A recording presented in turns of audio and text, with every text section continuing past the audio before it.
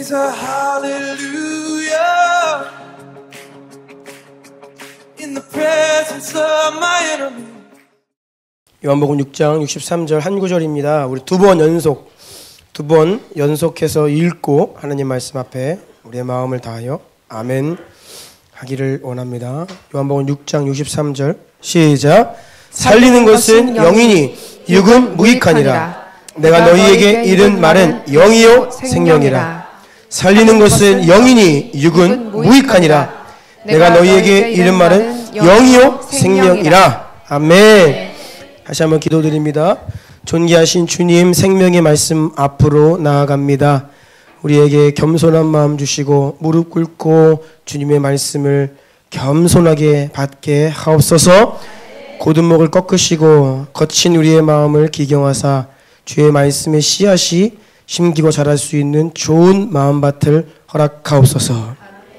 생명의 말씀 앞에 아멘 할 때에 그 말씀이 선포되는 문자 그대로 우리의 심령과 우리의 삶과 가정과 이 교회 가운데 실제가 될 것임을 믿음으로 선포합니다. 돌파가 있는 시간이 될 것임을 선포합니다. 마음에 거치는 것이 전혀 없이 전심으로 주의 말씀 앞에 아멘하며 결단하며 따르는 은혜가 있을 것입니다. 예수 보혈 덮으시고 부족한 총을 성령께서 붙드시고 오직 순전한 주님 말씀 통로로만 사용하여 주시옵소서. 예수 그리스도의 존귀하신 이름으로 기도합니다. 아멘. 우리 주변에 있는 분들 축복합시다. 축복합니다. 사랑합니다. 네.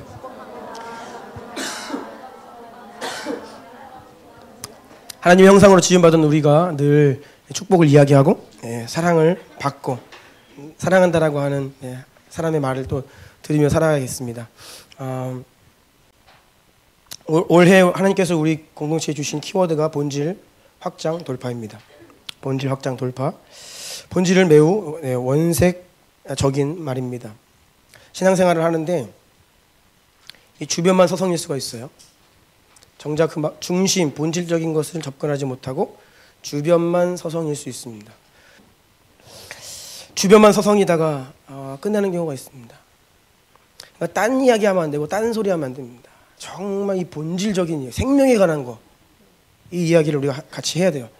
하나님께서 이 본질이라고 하는 키워드를 주셨기 때문에 올해는 보다 더 이 원색적인 복음을 전하게 될 것이고요. 오늘도 제가 준비를 하면서 제 마음 안에 이 갈등이 있습니다. 왜냐하면 저도 이 말씀을 이게 원색적인 말씀이라 제 안에도 이게 싸움이 있어요. 올해 들어서 우리 윤대선 목사님, 존박 선교사님, 우리 마이크 목사님, 다 POG 우리 한몸인 우리 귀한 분들 오셔서 계속 전해주는 말씀이 다 본질적인 말씀입니다. 그래서 만약 우리가 이 말씀을 온전히 이해하고 깨닫는다면 우리 마음 안에 갈등이 일어나요. 왜요? 원색적인 복음이 들어오면 피할 길이 없습니다. 어설픈 말씀이 오면 피할 구멍이 많아요. 구석이. 적당히 그냥 소화하고 넘어갈 수 있습니다. 그런데 이 원복음이 딱 선포되면 피할 곳이 없어요. 받든지 거절하든지예요.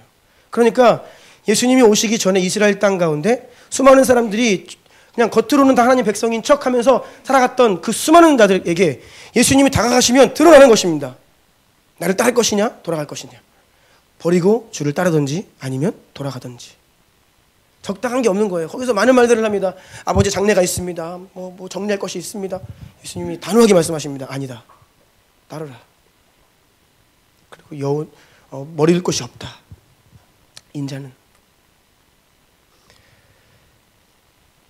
그런데 여러분 마음에서 그 싸움이 일어나는 그 마음의 지점에서 여러분이 여지없이 마음을 다잡고 아멘하고 결단하면 역사가 일어나는 것입니다.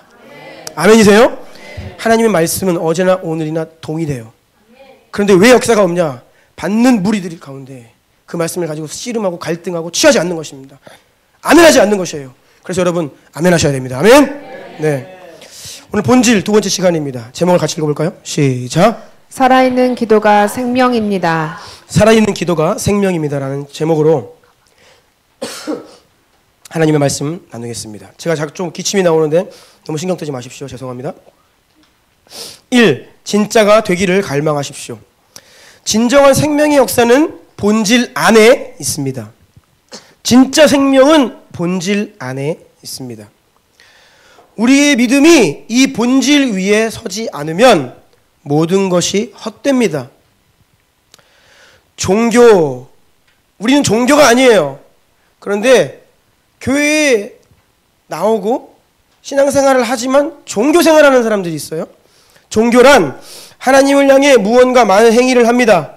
예배 자리도 나와 있고 기도도 하고 말씀도 읽고 봉사도 하고 섬김도 해요. 종교가 뭐예요? 물으면 기독교라고 씁니다. 그런데 이러한 형식은 있는데 그 중심에 하나님과의 살아있는 관계가 없는 거예요. 이게 종교입니다. 그 안에서 역사하는 풍성한 생명을 경험하지 못한 채 반복하는 행위, 이것이 종교입니다. 그럴듯해 보이는 겉모습과 형식의 껍데기는 있지만 본질과 내용이 없는 신앙생활을 종교라고 이야기를 해요. 그래서 이러한 신앙을 향해서 종교적 위선이다라는 말 하잖아요. 이게 뭡니까? 겉은 그럴싸한데 속이 다른 거예요. 겉은 거룩한 척하는데 전혀 거룩하지 않은 거예요. 입술로는 사랑을 이야기하지만 사랑이 없는 거예요. 종교적 위선. 하나님 앞에서 거룩한 척하지만 그 마음이 전혀 의롭지가 않은 거예요. 위선입니다. 겉과 속이 다른 것.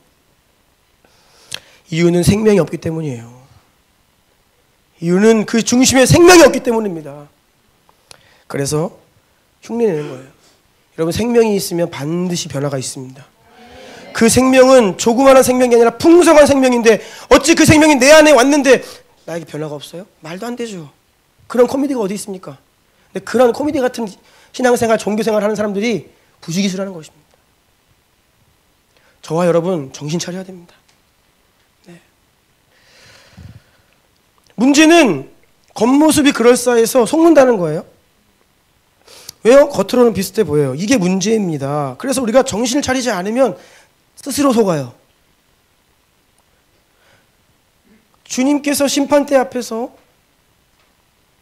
자기 스스로 속고 살았던 사람들의 이야기가 많이 나와요. 거지 나사로가 죽었을 때 그는 하나님 품에, 아브라함 품으로 올라갔지만 부자는 지옥에 가죠. 자기가 왜 지옥에 오는지 모릅니다. 평생 아브라함의 자손이라 생각하며 살아요. 심판대 앞에서 우편에 양과 왼편에 염소가 있습니다. 염소를 향하여서 심판하시는데 몰라요. 제가 왜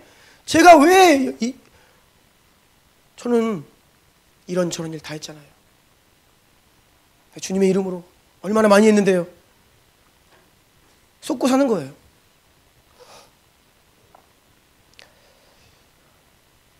저는 이 겉모습이 그럴싸해서 사람을 속이는 것에 대해서 누구보다 잘 압니다. 왜냐하면 제가 그런 경험이 있기 때문입니다. 제가 23살에 주님 인격적으로 만나기 전까지 목회자 집안에 태어났습니다. 23살까지 주님과의 만남이 없었어요. 위선적으로 살았습니다. 종교 생활했어요. 거의 그 전까지 기억나는 설교가 없습니다. 내 평생 한 번도 교회에 빠진 적이 없지만 기억나는 설교가 별로 없어요. 뭐 설교 들으면서 은혜가 되거나 막 그래 이런 거 없어요. 그냥 예배 드리는 겁니다. 찬양 드리는데 하나님께 내 마음의 중심을 올려드린다는 개념 자체가 없습니다. 왜요? 성령님을 모르니까요. 그럼에도 불구하고 대학부 당시에 목사님을 속였어요. 신앙 좋은 척해서. 목사님도 제가 신앙 좋은지 착각하셨습니다. 왜요? 안 빠져요. 왜요? 지각도 안 해요. 뭐 하라 그러면 다 해요. 당시에 우리 대학부 예배가 오후 2시였는데 아침 9시부터 교회 와 있어요. 주일날. 주중에도 교회 와요. 제가 왜 이렇게 열심히 했을까요? 아버지가 일찍 소천하시고 아버지 닮은 목사님 만났어요. 목사님이 좋은 거예요. 그냥 우리를 위해 희생하고 헌신하는 그냥 목사님이 너무 좋은 거예요.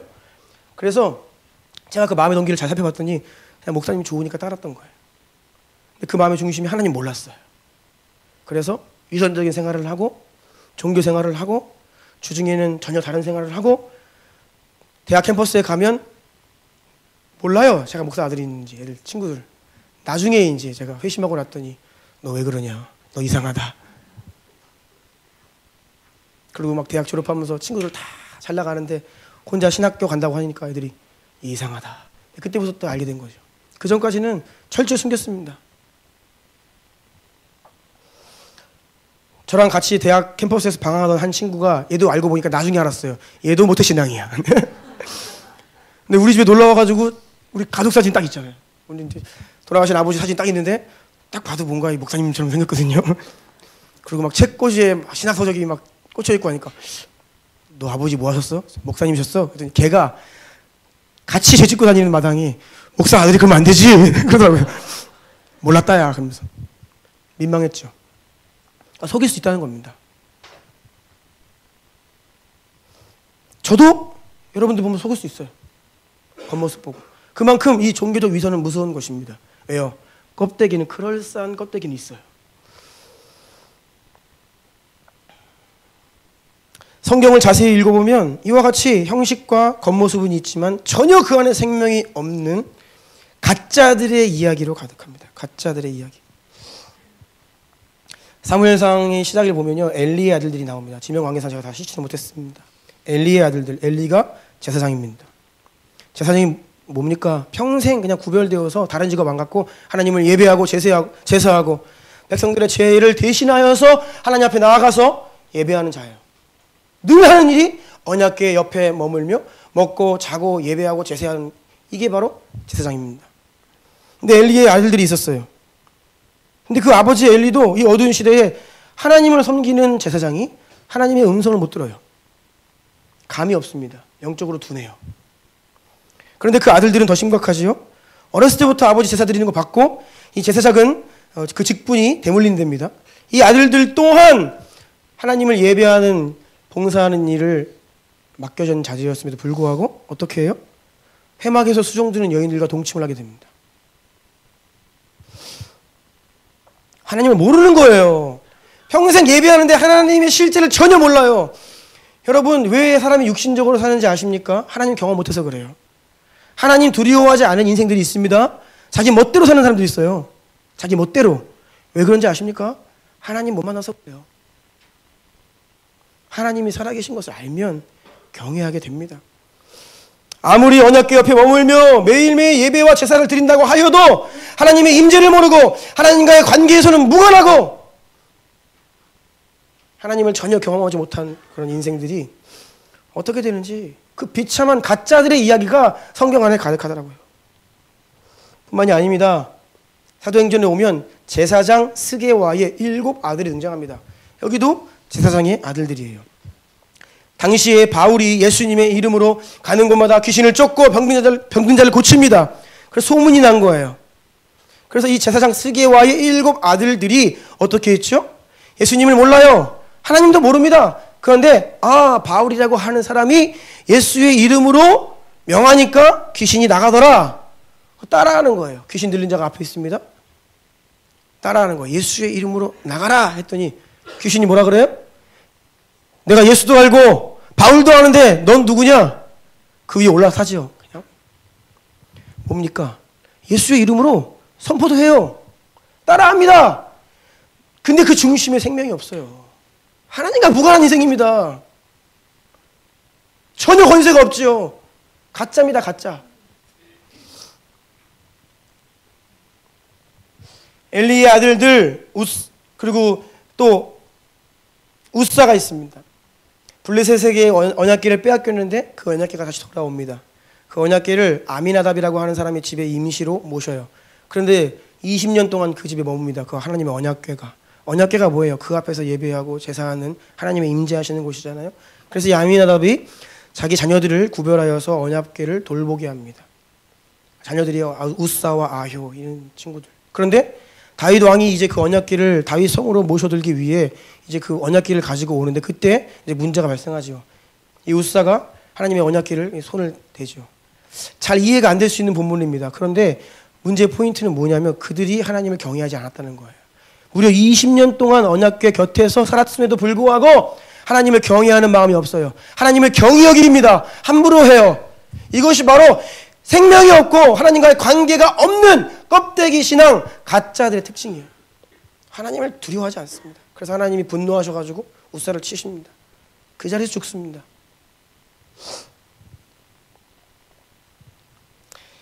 엘리의 아들들 우사, 스게와의 7 아들 다 공통점이 뭡니까? 매일 하나님을 예배하는 환경에서 자랐습니다.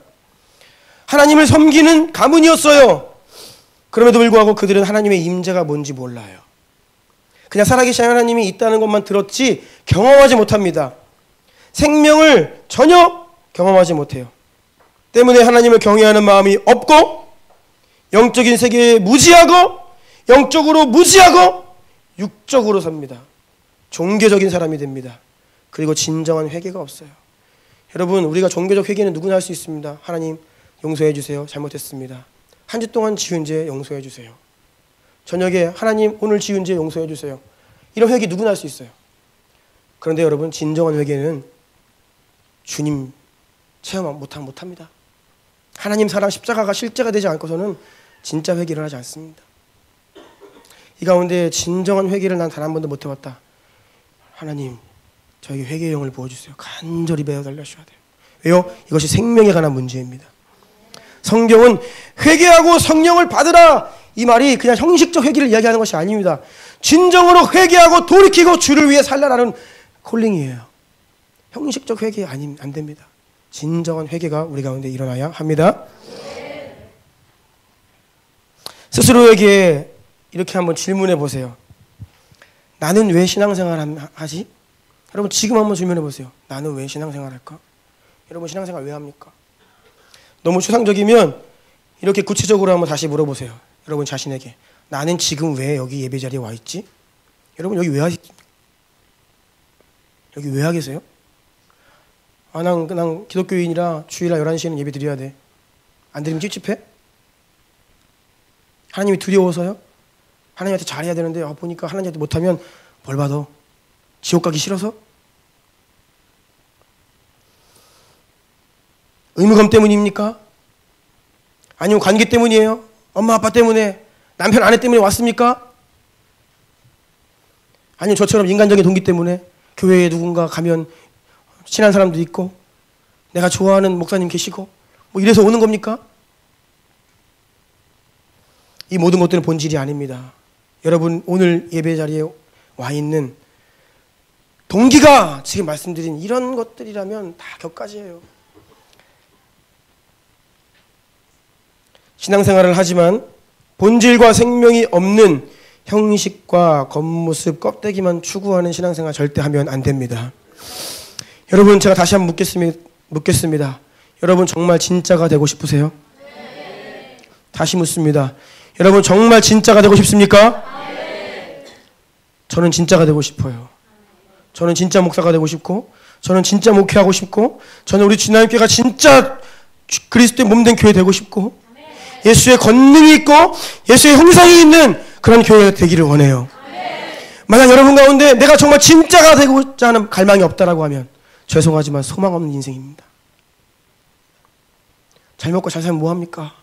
좋은 직장 다니고 돈 많이 벌면 뭐합니까? 건강해서 오래 살면 뭐합니까?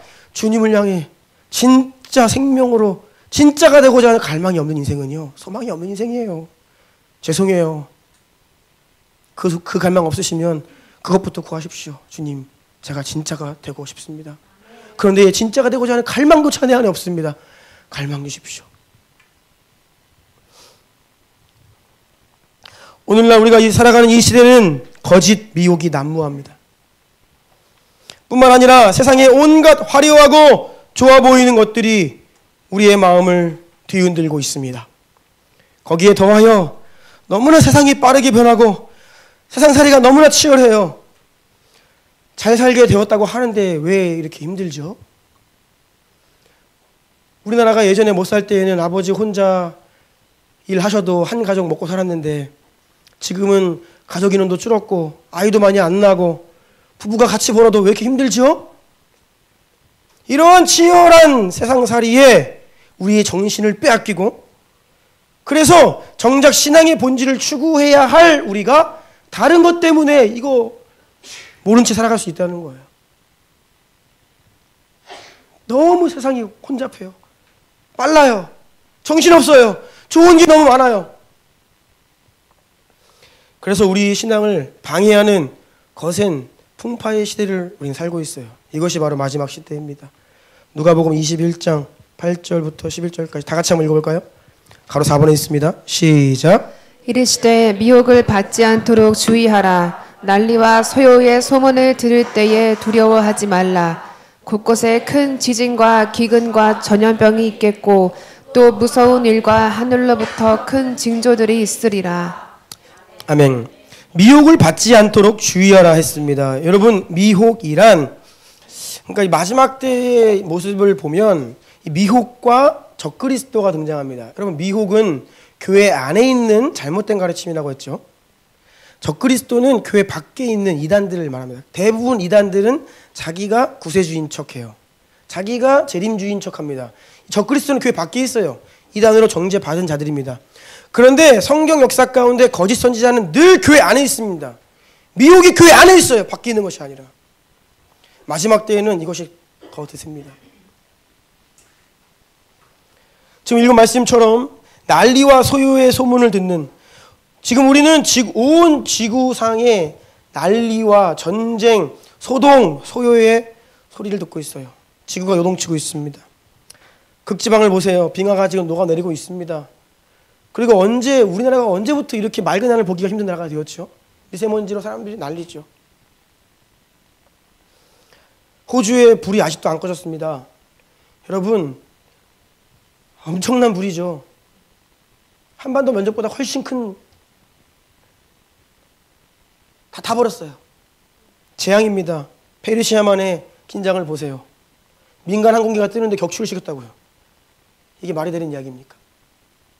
지진이 일어나고 전쟁이 끊이질 않고, 중국의 우한에서는 코로나 바이러스로, 사실 우리가 지금 우한 땅 소식을 잘 못 듣습니다. 중국은 미디어를 강력하게 통제하기 때문에 지금 이 감염자 수와 사망자 수도 사실 잘 알 수 없어요. 그들의 발표죠. 난리죠, 난리예요. 그런데 여러분, 성경에서 예수님이 우리에게 이런 말씀을 주신 이유를, 배경을 잘 보세요. 이게 본질이 아닙니다. 이거는 그냥 징조예요. 그런데 정작 그 본질을 모르는 자들은 이 징조들을 보면서 난리예요. 마음을 빼앗깁니다. 두려워합니다. 막 어수선해집니다. 흔들려요. 이건 아무것도 아닙니다. 정말 본질, 정말 마지막 때의 핵심 사건은 무엇입니까? 예수 그리스도께서 심판주로 오신다는 거예요. 아멘. 정말 이것이 우리가 두려워해야 될 사건이고, 이것을 준비해야지 이 코로나 따위. 제가 지난주에 그래요. 코로나 때문에 쉬었습니다. 수련회 강사로 가게 돼 있었는데 전날 연락이 오더라고요. 취소했다고. 그래서 두 가지 마음이 생기더라고요. 한편으로는 아유 감사하다. 네, 마음의 부담이 많았는데 감사하다. 또 한편으로는 이거 뭐 교회들이 이거 코로나 때문에 다 안 하면 좀 더 센 거 오면 교회 진짜 문 닫았겠다. 이렇게 약해가지고 될까? 네. 뭐 연합 수련회고 그러면 몰라요. 근데 그냥 한 교회에 수련회인데 잘 관리하고 조심하면 될 것이지. 근데 아니나 다를까 그 담임 목사님이 해외 출장 중이셨는데 교육자들이 그거 취소한 거 혼났다고 그러더라고요. 전화 와가지고 왜 취소하냐고 그랬대요. 그냥 해야지. 네. 제가 속으로 아멘.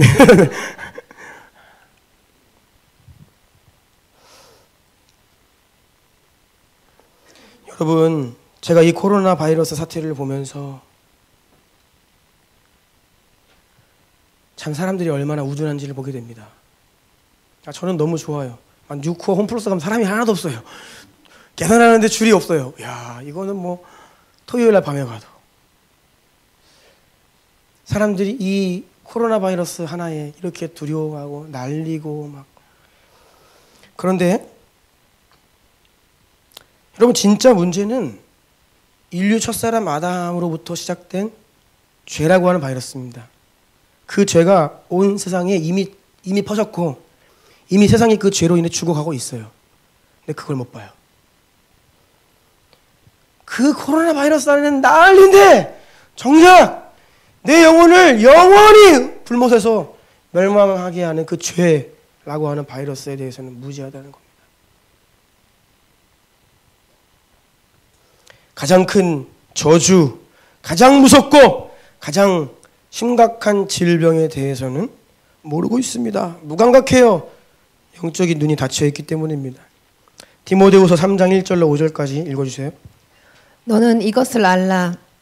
말세에 고통하는 때가 이르러 사람들이 자기를 사랑하며 돈을 사랑하며 자랑하며 교만하며 비방하며 부모를 거역하며 감사하지 아니하며 거룩하지 아니하며 무정하며 원통함을 풀지 아니하며 모함하며 절제하지 못하며 사나우며 선한 것을 좋아하지 아니하며 배신하며 조급하며 자만하며 쾌락을 사랑하기를 하나님 사랑하는 것보다 더하며 경건의 모양은 있으나 경건의 능력은 부인하니 이 같은 자들에게서 내가 돌아서라.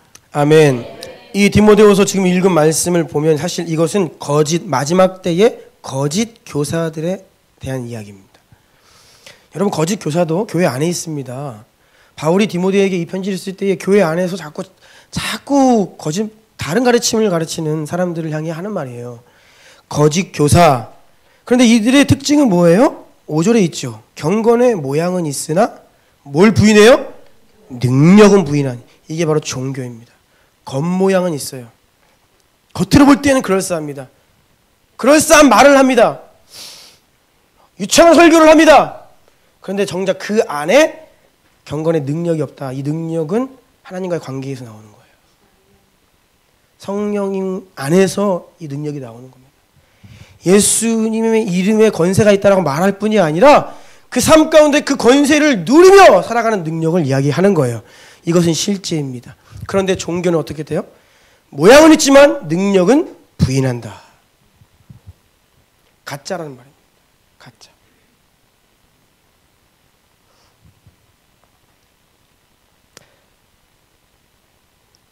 그래서 지금 마지막 때입니다. 많은 사람들이 성경이 경고하고 있는 가짜의 길로 가고 있습니다. 정말로 이 많은 교회와 이 많은 그리스도인들이 진짜라고 하면 이 나라가 이럴 수 없죠. 네. 우리 스스로에게 하는 말입니다. 내가 진짜라고 하면 우리가 이렇게 무기력하게 살 수가 없는 것입니다.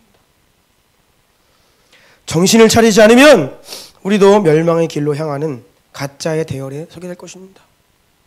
이것이 예수 그리스도의 경고입니다. 여러분, 정신 차리셔야 됩니다. 아멘?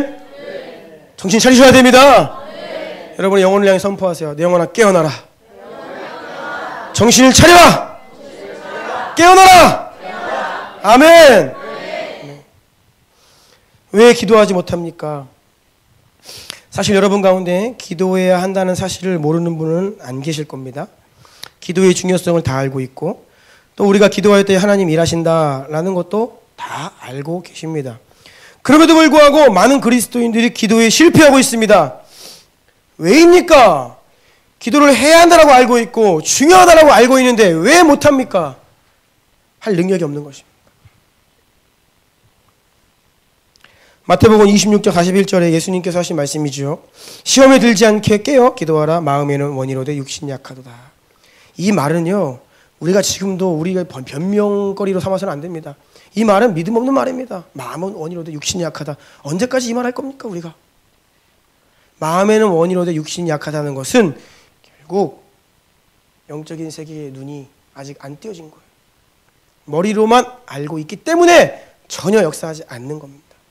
경건의 모양은 있지만 능력은 없는 것이죠. 우리의 마음이 왜 이렇게 약해져 있습니까? 우리는 영적 전쟁을 할 때에 근본 원인, 문제를 명확하게 파악을 해서 아주 초점 있는, 향만 있는 기도를 해야 돼요. 자꾸 문제의 본질이 여기 있는데 격가지 가지고 하면 조금 가지는 제거할 수 있어서 다시 올라옵니다. 뿌리를 뽑아야 돼요. 문제의 근본 원인. 바로 이번입니다. 우리가 기도하지 못하는 근본적이고 유일한 이유는 따라해보세요. 마귀의 역사 때문이다. 이에 대해서 존 스토트는 다음과 같이 말합니다. 그 다운표 안에 있는 내용 읽어주세요. 기도 시간이 돌아오면 이상하게 기도하기 싫은 마음이 몰려옵니다. 아무 관련 없는 5만 가지 것들이 마음속에 떠오릅니다. 써야 할 편지, 읽어야 할 책, 봐야 할 텔레비전 프로그램 같은 것들 말입니다. 이러한 비논리적인 역설의 원인은 무엇일까요? 마귀 외에는 이 역설을 설명할 길이 없습니다. 마귀는 기도가 그리스도인의 삶의 핵심 비결인 것을 알고 할 수는 있는 한 우리가 기도하지 못하게 방해하려 합니다. 이것이 기도하기 싫은 마음이 드는 것에 대해 제가 찾은 유일한 이유입니다. 기도의 문턱에서 마귀는 칼을 빼들고 서서 우리가 하나님의 임재 가운데로 들어가지 못하게 막으려 합니다. 바로 그 시점에 우리는 그리스도의 이름으로 마귀를 물리쳐야 합니다. 아멘. 이 역설이라고 했습니다. 역설 뭐예요? 말이 안 되는 거예요. 앞뒤가 안 맞는 거. 그러니까 우리가 머리로는 아는데 왜 안 되냐고요. 기도해야 한다고 우리가 이야기도 하고 아멘도 하는데 기도를 못 해요. 기도하면 하나님이 일하신다는 것을 안다고 하는데 안 해요. 이 역설이라는 겁니다. 말이 안 되는 거예요. 그 이유는 바로 마귀의 역사 때문이다. 유일하고도 강력한 이유입니다. 마귀의 역사. 마귀는 우리로 하여금 기도하지 못하게 내적으로 외적으로 역사합니다. 내적으로 어떻게 해요? 우리의 생각 가운데 역사하고 자꾸 딴 생각 나게 하고 핑계대게 하고 이런저런 이유 때문에 너는 안 된다. 야 오늘은 힘들다. 기도하기가 어려운 시즌이다. 이거 지나가면 하자. 이런 모든 말들이 바로 우리 내면에서 우리가 속는 거예요. 자기 합리화, 정당화. 우리가 상식적으로 생각해 보세요, 여러분. 우리가 스마트폰 여는 시간만 줄여도 기도할 수 있잖아요. 그렇죠? 그런데 이 역설이 우리 삶 가운데 지배한다는 거예요. 머리로는 아는데 안 되는 거. 그것이 바로 마귀의 역사라는 겁니다. 외적으로도 우리를 가만두지 않습니다. 환경으로 사람을 통해 막 그냥 우리를 돌려대고 힘들게 하고 마음 빼앗기게 하고 잊어버리게 하고. 그래서 우리는 이 모든 기도하지 못하게 만드는 내적 외적 환경의 근본 원인이 마귀의 역사라는 것을 알고 먼저는 이 마귀 향해 대적해야 돼요. 아멘. 이것이 첫 단추입니다. 야고보서 4장 7절입니다. 다 같이 읽겠습니다. 시작. 그런즉 너희는 하나님께 복종할지어다. 마귀를 대적하라. 그리하면 너희를 피하리라. 아멘. 마귀를 대적하십시오. 아멘. 대적하십시오. 아멘. 그리하면 너희를 피하리라 하셨습니다. 다음 페이지입니다. 이런 마귀 역사로 인해서 우리가 기도하지 못하게 되는데 우리 마음에 사실 우리가 알고 있고 믿는다고 하지만 여러 가지 마귀의 장난질을 통해서 우리가 응답에 대한 확신이 흔들려요. 우리가 정말로 하나님께 기도하면 반드시 응답한다라고 하는 사실이 실제가 되고 믿겨진다면 기도해요. 이 응답에 대한 확신이 없는 거예요, 사실. 기도 많이 해봤는데 그 기도 많이 해봤어. 근데 보니까 때로는 들어주시는 것 같은데 때로는 그게 얼마나 능력이 있어. 기도 안 해도 살만하고 하나하나 비슷하고 이러한 말들, 인간적인 말들이 인간의 생각이고 이것이 바로 사탄이 우리의 마음을 흐리멍텅하게 만드는 거예요. 흐리멍텅하게. 이것은 하나님의 성품과 일하심에 대한 믿음이 연약해진 상태를 말합니다. 하나님은 그런 분이 아니거든요. 하나님은 들으시고 응답하시는 분이고 일하시는 여호와, 성취하시는 여호와, 약속을 이루시는 여호와. 아멘. 이 믿음이 흔들리기 때문에 사실 우리가 기도 못한다는 거예요. 마귀 역사는 우리의 영적인 눈을 어둡게 합니다. 우리의 믿음을 흔듭니다. 마귀 역사로 인해 우리는 응답에 대한 확신이 흔들리고 하나님의 성품에 대해 믿음이 연약해져서 기도하지 못해요. 마음은 온이로되 육신이 연약하다라는 말, 믿음 없는 말인 거예요. 사실. 인간적인 생각들입니다. 따라서 기도하지 못하는 것 자체가 죄인의 모습입니다. 이것이 바로 불신앙의 죄예요. 그래서 마귀를 대적함과 동시에 우리가 회개해야 됩니다. 무엇을요? 기도하지 못한 불신앙. 주님 기도하지 못해요. 도와주세요. 차원이 아니라 기도하지 못하는 것은 사실 불신앙이에요. 회개하고 돌이켜야 할 불신앙.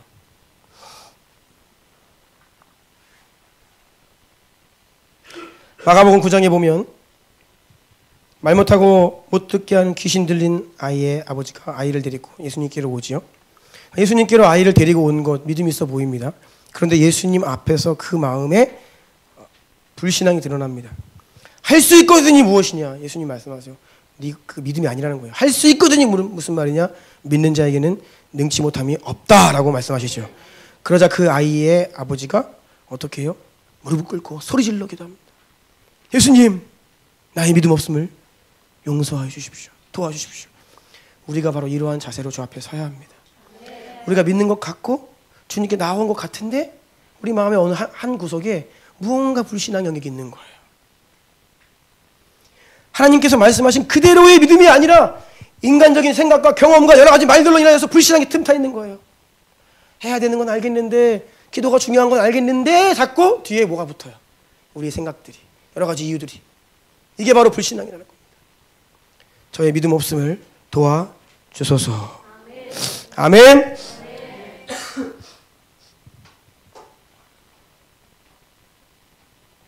여러분, 우리가 정말로 이것이 내 인생의 시급한 문제라고 직면하면 기도합니다. 어떤 상황에서도 기도합니다. 상황이 문제가 아닙니다. 기도합니다. 우리 절기마다 우리 교회에 꽃꽂이 해주시는 권사님 있으시죠? 권사님이 풍족해서 우리 교회 섬기시는 게 아닙니다. 개척할 때부터 7년 동안 절기 때마다 꽃꽂이 섬겨주시는데, 제가 그 권사님 보면서 아, 사람이 마음이 있으면 못할 게 없구나를 제가 느껴요. 이 권사님이 혼자 자녀 둘을 유학 보내셨어요. 근데 이 권사님이 무슨 뭐 돈을 많이 버시는 분이 아닙니다. 그냥 일반 직장에서 오랫동안 이제 격리직을 하셨어요. 그런데 그 사장님과의 이런 신뢰관계가 있기 때문에 그 직장에서 풀타임으로 일하지 않아도 일을 할 수 있는 수준이 된 거예요. 그러니까 그렇게 그냥 일반 직장 하나 하시고 자녀 둘을 하나는 영국에 하나는 미국에 보냈어요. 그게 말이 됩니까? 제가 이 액수를 들어보면 감당이 안 됩니다. 어떻게 하시냐? 밤에 여기 부천의 반도체 공장 들어가서 3교대 그 밥하는 거 식당 들어가서 일하시고요. 쪽잠 2시간 주무시고 나오셔서 다 3교대 하시고 막 그래요.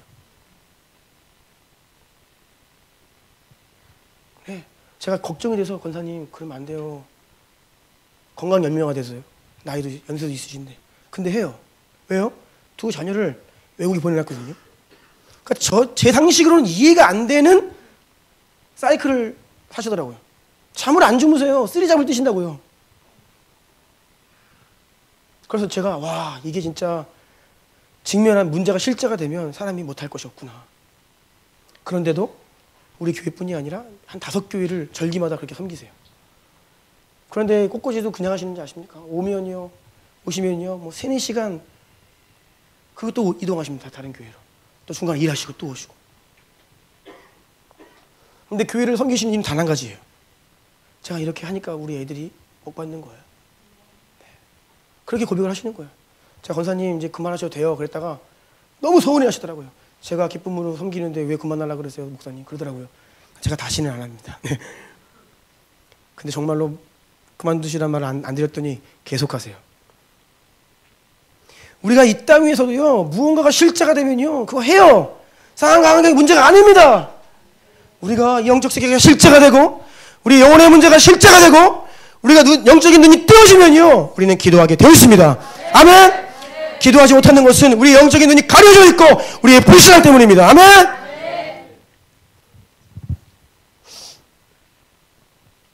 그리고 또한, 많은 그리스도인들은 정작 기도하는 방법을 모르기 때문에 기도하지 못해요.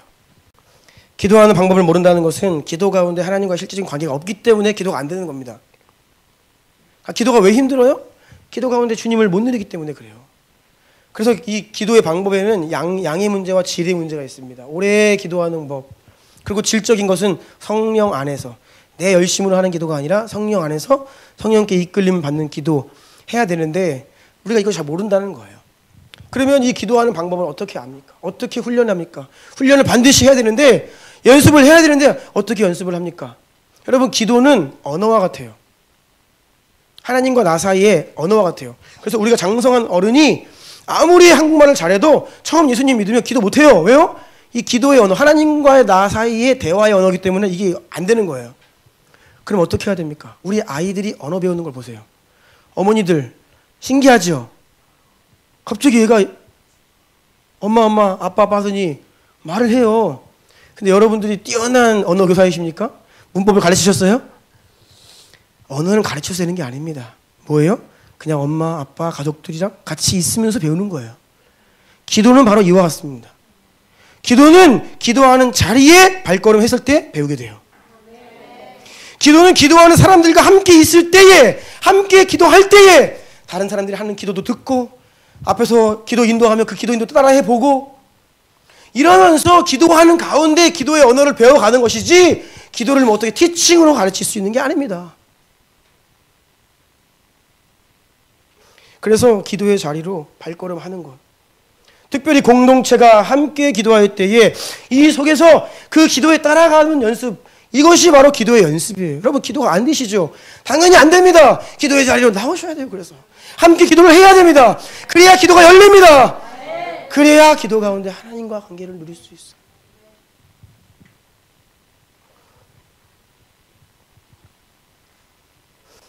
그리고 무엇보다 하나님이 여러분에게 은혜를 주셔야 됩니다. 기도의 영이 떨어져야 돼요. 네. 그래서 기도의 문이 그냥 주님께서 은혜로 여셔야 됩니다.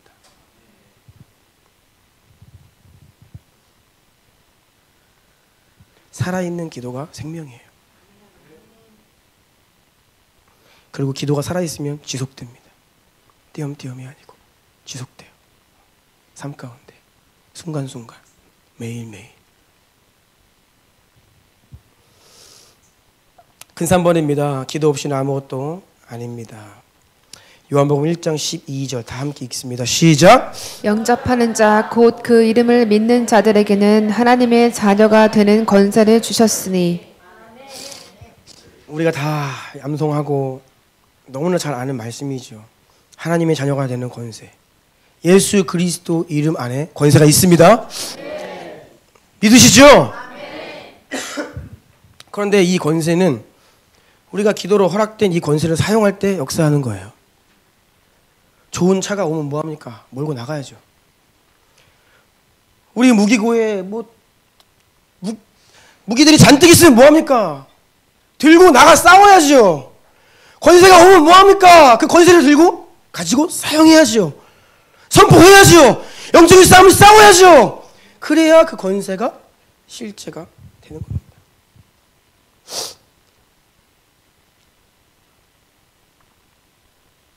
악한 영의 실체를 인식하고 기도로 싸워야 합니다. 가로 2번입니다. 고린도후서 4장 18절 함께 읽습니다. 시작. 우리가 주목하는 것은 보이는 것이 아니요 보이지 않는 것이니 보이는 것은 잠깐이요 보이지 않는 것은 영원함이라. 여러분, 자 여기서 우리 살아있는 하나님의 백성들을 말합니다. 주목하는 것은 보이는 것이 아니요 어디에 주목해요? 보이지 않는 것. 보이는 것은 잠깐이요 보이지 않는 것은 영원합니다. 보이지 않는 것이 영원하기 때문에 보이는 것보다 보이지 않는 것에 주목하는 거예요. 이게 영의 눈이 열린 자들입니다. 반대로 영의 눈이 어두우면 보이는 것에 주목해요. 보이는 것을 위해 삽니다. 근데 보이는 것은 유한합니다. 잠깐 있다 없어져요. 그리고 보이는 것도 중요해요. 그런데 보이는 것은 보이지 않는 영원한 것을 위해 존재합니다. 다시요. 우리 눈에 보이는 것, 이 땅의 육적인 것들은 영적인 영원한 것들을 위해 존재합니다. 아멘. 여러분 이것을 잘 기억하십시오. 골로새서 이어지는 말씀입니다. 위의 것을 생각하고 땅의 것을 생각하지 말라. 영원한 것을 위해 유한한 것이 존재하는 겁니다. 영적인 것을 위해 육적인 것이 존재하는 거예요. 육적인 것이 중요한 이유는 영적인 것을 위해 존재하기 때문에 중요한 것이에요. 영원한 것을 위해 존재하지 않는 육적인 것은 무의미합니다. 영에 속한 일이 보다 근본적이고 본질적인 거예요. 지금 계속 우리가 이 얘기를 하는 것입니다. 껍데기가 중요한 것이 아니라 뭐가 중요해요? 본질이, 중심이 중요하다라고요.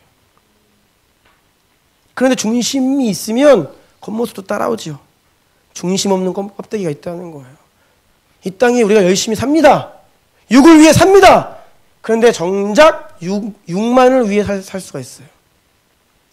육을 위해 사는 이유는 영적인 것을 위해 사는 거예요. 아멘이십니까? 그럼에도 불구하고 육신을 위해 영적인 일을 소홀히 하는 어리석은 일에 빠져요. 왜입니까? 영적인 눈이 가려지기 때문이에요. 육의 사정을 언제까지 봐줘야 합니까?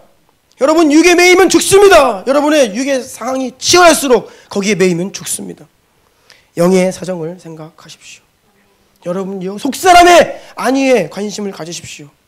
여러분의 육은 영을 위한 것입니다. 내 건강, 내 육신, 내 직장, 내 가정, 이 모든 것들도 그것을 위한 것은 없어요. 다 영을 위한 거예요. 육을 위한 인생에서 벗어나세요. 이 땅 위에서 영적으로 어두워지는 자들 어떻게 해요? 육을 위해 사는 거예요. 육을 위해 계속해서 열심히 살아요. 돈 좀 벌고 그래서 사는 거예요. 그냥 끝나는 겁니다. 그리고 그리스도인들 가운데에도 육적인 일에 열심이고 영적인 일이 뒷전인 사람들이 있습니다.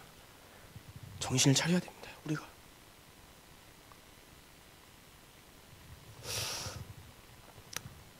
그리고 오광성 형제가 저한테 하도 푸시를 해가지고 제가 지난주부터 운동을 시작했습니다. 광성 형제가 이 앞에 피트니스 헬스장 가서 이제 운동을 하는데 여러분 뭐 티 안 나시지만 저희 마음이 굉장히 새롭습니다. 네. 운동을 하니까 막 뛰고 땀 흘려 뛰고 운동하니까요. 정말 오랜만에 제가 운동을 이제 꾸준히 이제 시작했는데요. 갔더니요, 와, 이 몸짱들이 한둘이 아닙니다. 어마무시한 근육을 가진 분들이 땀 흘려 주야로 아침에 가도 사람이 많고 저녁에 가도 막 이 저녁에는 거의 못 가요. 이 기구들이 가득 차 있어가지고 제가 하고 싶은 운동을 못 합니다. 그냥 꽉 차 있어요. 막 다들 막 그냥 막 거울 보면서 자기 만족하면서 막. 그래서 제가 속으로 야 몸짱 돼서 뭐 하려 그러지? 여성분들도 많아요. 막 땀 흘려서 막. 야 저렇게 좋은 몸매 가져서 뭐 하려 그러지? 여러분 건강은 중요하죠. 그런데 그리스도인들이 속을 수 있습니다. 건강을 위한 건강은 의미가 없습니다. 여러분 건강해서 뭐 하려고요? 뭐 오래 사시게요? 그래서 뭐 하려고요? 우리가 건강해야 하는 이유는 바로 하나님을 건강히 섬기기 위한 것이에요. 육신에 병이 오면요 하나님 못 쓰십니다. 우리가 쓰임 받아야 되잖아요. 그런데 병이 오면 제가요 몸에 병이 오면 목회를 못해요. 그래서 건강해야 될 한 이유가 있다면 내가 건강을 힘입어서 주를 위해 살겠습니다. 이게 유일한 이유입니다. 아멘? 네. 저는 그래서 모세가 너무 부러워요. 모세는 늙어 죽지 않았습니다. 병 걸려 죽지 않았어요. 대부분의 인생들이 병상 위에서 정말로 힘들게 하나님의 부르심을 받죠. 근데 모세는 그렇지 않았어요. 120세까지 사는데 기력이 쇠하지 않고 눈이 흐리지 않고 어떻게 했습니까? 느보산으로 죽는 그 순간까지 혼자 올라갔어요. 너 혼자 올라와라. 기력이 있었습니다. 그는 육체의 질병 때문에 숨이 멎은 게 아닙니다. 하나님이 부르셔가지고 인생이 끝났어요. 얼마나 부러워요? 그렇죠? 끝까지 주님 부르시는 그날까지 건강히 쓰임 받다가 영광 가운데 부르심 받는 거. 이것을 위해서 건강해야 되는 것입니다. 아멘? 육이 영을 위해 있는 거예요. 그래서 육이 피로하고 힘들고 그러면 휴식도 필요합니다. 휴식도 필요해요. 여러분 휴식하세요. 제가 말씀드렸잖아요. 1년에 한 번 해외여행 가세요. 네? 주일날 면제 드릴게요. 네. 근데 왜 우리가 여행을 갑니까? 이것도 목적을 잃어버리는 경우가 있습니다. 정신을 차리지 않으면 휴식도 제대로 몰라요. 왜 휴식해요? 왜 회복해야 됩니까? 나 너무 힘들어서 좀 쉼이 필요해. 단지 2차원이에요? 그거 뭐 의미 없다고요. 내가 회복하고 충전돼서 더 주를 잘 섬겨야지.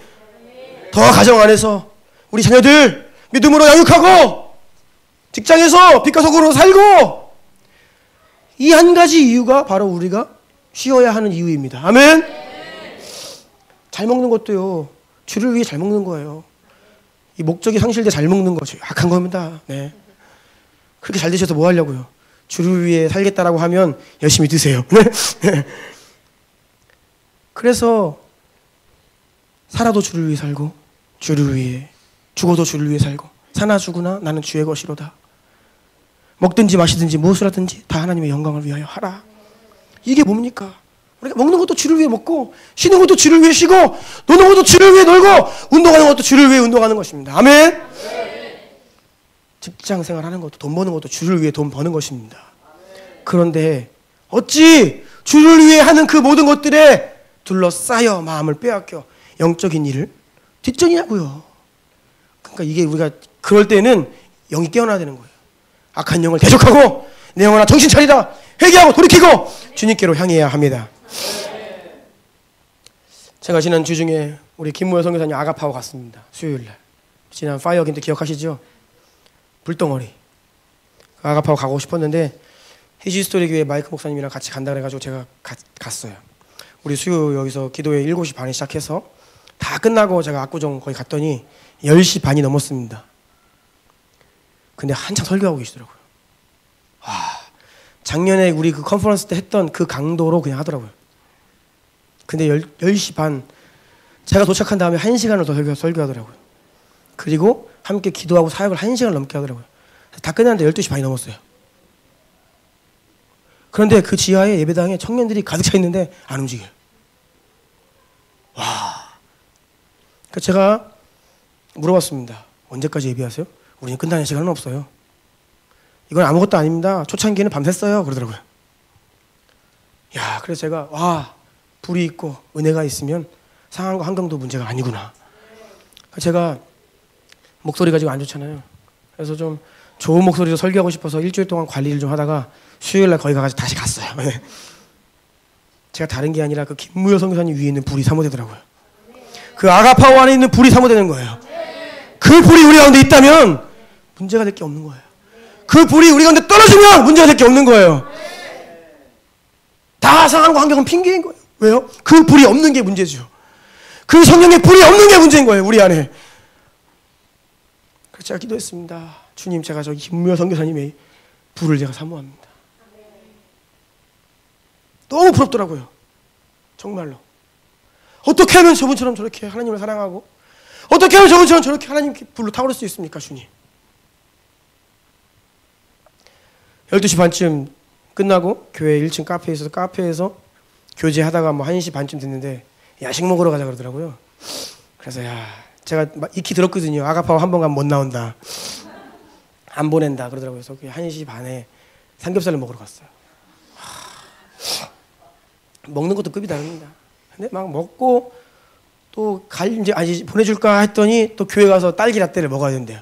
카페에 좋은 메뉴가 있대요. 그래서 또 가서 딸기 라떼 먹고 얘기하는데 안 보내줘요. 근데 결국 우리 마이크 목사님이 뻗었어요. 뻗어가지고 이제 잠자기 시작하는 거예요. 코 골면서. 그러니까 안 되겠다. 오늘 여기까지 합시다. 그러면서 저보러 이번 주일 오늘 저녁에 다시 오래요. 간다고 얘기는 했는데 자신이 없습니다. 그렇게 해서 제가 집에 온 지가 4시가 넘어요. 근데 그분들 그렇게 1-2시간 자고 다음날 출근을 다 한대요. 제가 믿기지가 않는 거예요. 저는 그동안의 신앙이 어떤 영성이었냐면 영적인 일을 위해 육적인 일을 자제하는 영성이었습니다. 덜 먹고 덜 쓰고 덜 입고 좀 덜 보고 뭐 문화생활 좀 줄이고 안 하고 안 놀고 이런 영성이었어요. 제가 이게 탁월한 줄 알았는데 이게 탁월한 게 아니에요. 더 클래스 높은 영성은 주님을 위해서도 목숨 걸고 알고 노는 것도 주를 위해 끝까지 놀고. 와. 그래서 거의 4시 돼서 이제 보내줘서 이제 오는데 마이크 목사님 그러더라고요. 다행인 줄 알아. 나는 해 뜨는 거 많이 먹고 집에 갔어. 그러면서 안 보내는 거예요. 주일날 다시 와야 된다고 막 주일 저녁에 다시 와서 그런데 제가 보니까 우리가 대부분 육적인 일 하다가 영적인 일 소홀하죠. 그래서 제가 들었어요. 이 영적인 일도 목숨 걸고 하고 그러니까 육적인 일도 목숨 걸고 하는구나. 주를 위해. 여러분, 우리가 세상에서 육적인 일을 하는 것보다 이 영적인 일이 뒤처지지 않기를 축복합니다. 네. 아멘. 네. 아멘. 네. 아멘. 우리에게도 그런 에너지가 있기를. 네. 아멘. 갈라디아서 2장 20절입니다. 다 같이 읽어볼까요? 시작. 내가 그리스도와 함께 십자가에 못 박혔나니 그런즉 이제는 내가 사는 것이 아니요 오직 내 안에 그리스도께서 사시는 것이라. 이제 내가 육체 가운데 사는 것은 나를 사랑하사 나를 위하여 자기 자신을 버리신 하나님의 아들을 믿는 믿음 안에서 사는 것이라. 아멘. 우리가 사는 것은 예수를 위해 사는 것입니다. 예수 안에 사는 것입니다. 네, 우리의 모든 것이 다 예수를 위한 것입니다. 기억하세요. 그래서 예수님께서 말씀하신 거예요. 너희가 사는 것은 떡으로만 사는 것이 아니라 밥 먹고만 사는 것이 아니라 하나님의 입으로부터 나오는 모든 말씀으로 사는 것이라. 우리가 육을 위해 밥을 먹듯이 영을 위해 하나님의 말씀을 먹어야 합니다. 그래서 오늘 본문 살리는 것은 영이니 육은 무익하니라. 내가 너에게 이른 말은 영이요 생명이라. 아멘이십니까? 우리 중심에 생명이 있고 성령의 역사가 있어. 우리가 하나님을 공급받아 영의 사람으로 살리는 영을 힘입어 생명의 영을 힘입어 살아가야 하는 것이에요. 절대로 가짜가 되면 안 됩니다. 종교생활하면 안 돼요. 위선자가 되면 안 됩니다. 아멘. 아멘. 말씀을 마무리하려고 합니다. 기도를 위해서 정한 시간과 정한 장소를 사수하세요. 하나님과의 약속입니다. 지키십시오. 많은 핑계거리들 다 이제는 다 물리치세요. 그리고 그런 유혹이 있을 때 선포하세요. 마귀야 떠나가라. 기도 못하게 하는 마귀야 떠나가라. 내 영아 깨어나라. 나는 기도할 것입니다. 기도할 것입니다. 기도의 골방으로 들어가시고 여러분의 가정 안에 주님의 임재를 운반하는 자가 되십시오. 그리고 공동체가 기도하는 자리에 발걸음하세요. 네, 여건이 다 달라요. 할 수 있는 만큼 하세요. 최선을 다해서 함께 기도해야 기도를 배우고 기도의 영이 열리고 기도의 문이 열리는 것입니다. 주님은 우리에게 말씀하세요. 쉬지 말고 기도해라. 정신을 차리고 기도해라. 근신하여 기도하라. 깨어 기도해라. 간절히 기도해라. 믿음으로 기도해라. 그러니 우리는 왜 힘들다, 시간 없다, 못하겠다, 왜 이런 말만 하고 있습니까? 다 육신의 말입니다. 물리치셔야 됩니다. 돌이키셔야 됩니다. 여러분의 유기의 사정, 직장과 가정과 세상살이의 사정보다 영혼의 사정에 더 관심을 가지십시오. 네, 내가 살아야 합니다. 코로나보다 뭐예요? 네, 주님 다시 오실 때 가까워오고 있다는 이 사실에 주목하시는 여러분들에게 축복합니다. 네, 좀 기도할 건데요. 밑에 기도문이 있습니다. 한번 믿음으로 선포하면서 같이 기도해 볼까요? 시작! 기도하지 못하게 막고 방해하고 역사하는 귀신아, 예수 그리스도의 이름으로 떠나가라. 주여 기도하게 하소서. 기도하지 않고는 견딜 수 없는 심령을 주소서. 기도하지 않고는 살 수 없는 영의 사람이 되게 하소서. 정신을 차리고 깨어 기도하게 하소서. 아멘. 아멘. 우리 그 자리에서 좀 일어나실까요?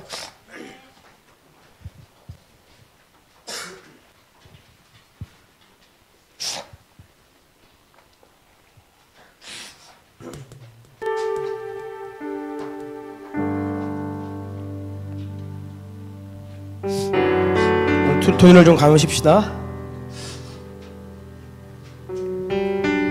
기도하지 않으면 육신적으로 살게 되고요.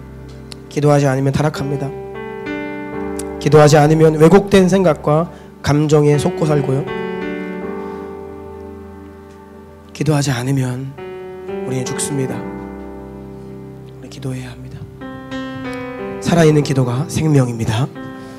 여러분 게으르지 마십시오. 무엇보다 기도에 부지런하십시오. 최우선순위를 기도로 삼으십시오. 최우선순위를 기도로 삼으십시오. 최우선순위를 기도로 삼으십시오. 잠을 줄여서라도 기도하십시오. 육신의 것을 줄여서라도 기도하십시오. 기도에 힘써야 합니다. 우리의 기도가 살아나면 은혜가 부어집니다. 생명이 부어집니다. 회개가 일어납니다. 기도가 살아나면 악한 영이 떠나갑니다. 결박이 끊어집니다. 기쁨이 일어납니다. 기도가 살아나면 주님을 사랑하게 됩니다. 기도가 살아나면 변화되기 시작합니다. 하늘로부터 공급이 있습니다. 하나님의 마음을 알게 됩니다. 주의 음성을 듣게 됩니다. 삶의 돌파가 있습니다. 인생의 지혜가 생깁니다. 여러분, 이 모든 것들이 살아있는 기도 가운데 얻어지는 것들이에요. 가짜가 되지 마십시오. 진짜가 되기를 몸부림칩시다. 진짜가 됩시다. 우리 안에 생명의 역사가 있기를 축복합니다. 여러분에게 기도의 자리가 회복되기를 축복합니다. 기도의 불이 다시 임하기를 축복합니다. 우리 두 손 들고 기도합시다. 악한 영의 역사는 떠나갈지어다. 기도 못하게 방해하는 악한 영의 역사는 떠나갈지어다. 주여, 기도하지 못했던 불신앙을 회개합니다. 돌이킵니다. 나를 하여금 기도하게 하소서. 기도하지 않고서 살 수 없는 불타는 심령을 주시옵소서. 우리 공동체 가운데 기도의 불을 허락하여 주시옵소서. 기도로 하루를 시작하고 기도로 하루를 마무리하게 하여 주시옵소서. 기도하게 하소서. 기도하게 하소서. 우리 주여 세번 부르고 간절히 기도합시다.